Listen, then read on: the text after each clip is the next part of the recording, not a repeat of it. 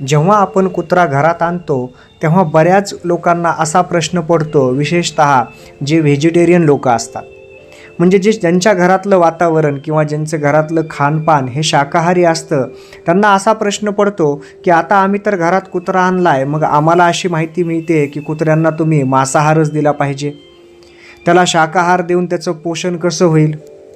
तर या बाबतीत एक सोपा साधा उपाय आहे. तुम्ही कुत्र्यांना शाकाहारी पूर्णपणे ठेवू शकता. जर तुमच्या घरामध्ये तुम्ही मांसाहार करत नसाल तर शाकाहारावर कुत्रा पूर्णपणे चांगल्या पद्धतीने वाढू शकतो. फक्त गरज काय आहे तर त्याचं जे अन्न आहे, त्याचं डाएट आहे ते परिपूर्ण असलं पाहिजे. जर त्याचं डाएट परिपूर्ण तुम्हाला करता आलं प्रत्येक न्यूट्रिएंट्स, मायक्रोन्यूट्रिएंट्समध्ये, विटॅमिन्स, मिनरल्समध्ये, तर त्याला आवश्यक असणाऱ्या सगळ्या गोष्टी जर तुम्हाला व्यवस्थित देता आल्या तर काहीच हरकत नाही आहे.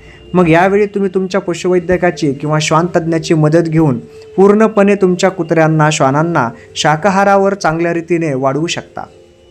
जर तुम्ही त्यांना व्यवस्थित शाकाहारावर जरी वाढवलं तरी त्यांची वाढीमध्ये विशेष काही असा फरक पडत नाही. विशेषतः त्यांची वाढ चांगल्या प्रकारे जी आहे नॅचरल ती होत असते.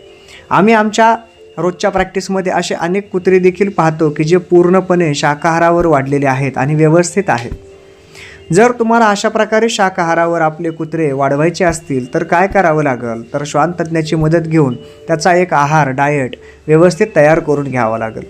त्याला गरज असल्यास त्याला जे इतर सप्लिमेंट्स मिळतात ते तुम्ही त्याला देऊ शकता. शाकाहाराचा आहार जरी व्यवस्थितरित्या सांभाळून बॅलन्स्ड डाएट केला तर कसल्याच प्रकारची अडचण आपल्या कुत्र्यांना वाढवताना शाकाहारावर येणार नाही. कारण जर अशा प्रकारे बॅलन्स्ड डाएट गेल्यानंतर त्याच्या शरीरामध्ये कोणती कमतरता राहणार नाही.